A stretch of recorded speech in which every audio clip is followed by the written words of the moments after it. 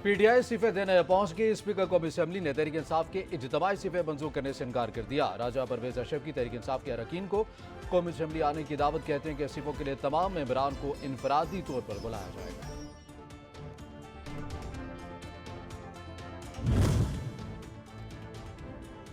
Speaker को भी assembly कहते हैं कि इस्तीफा मेंबर के हाथ से लिखा गया होना चाहिए। कुछ मीडिया मेंबरान इस्तीफों के हवाले से अदालत चले गए।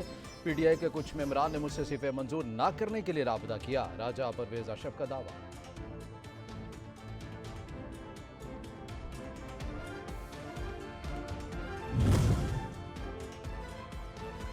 साबिक स्पीकर ऐसे कैसे कहते हैं, राजा परवेज अशरफ ने पीटीआई के अरकान के इस्तीफे गैर कानूनी तौर पर रोक रखे हैं। कासिम सूरी जब स्पीकर थे, उन्होंने इस्तीफों की मंजूरी का प्रोसेस मुकम्मल किया।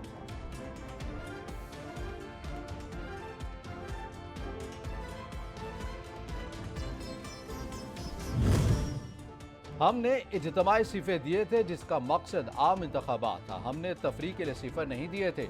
जो पहले 11 इस्तीफे मंजूर हुए थे वो गैर आईनी थे। तहरीक इंसाफ के वफ्द ने स्पीकर के सामने 7 रुकनी एजेंडा रख दिया।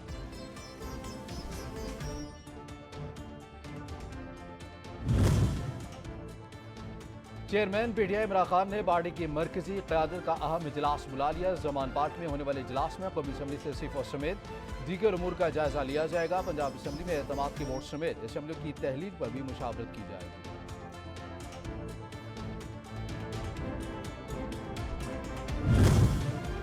वज़ीर-ए-आज़म शहबाज शरीफ से सीनियर पीपी रहनुमा सेनेटर शहरी रहमान की मुलाकात, उनकी सियासी मुआशी सूरत हाल, पीटीआई इस्तीफों और पंजाब असम्बली में मामले पर तफसीली तबादला ख्याल किया गया।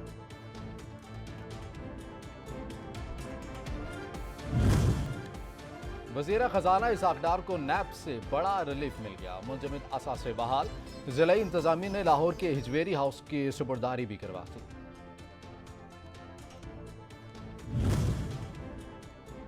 और कोहार डिवीजन भर समेत दूर अफ्तादा इलाकों में हल्की बारिश का सिलसिला शुरू। अपर और गजई और लोए और कजी के पहाड़ों पर बर्फबारी। मैदानी इलाकों में बूंदाबांदी। हंगू और मुज़ाफात में भी बादल बरस पड़े। समाना के पहाड़ों पर बर्फबारी। मौसम इंतहाई सर्द हो गया। मुतादिद इलाकों में बिजली बंद, राबतों में दुश्वारी।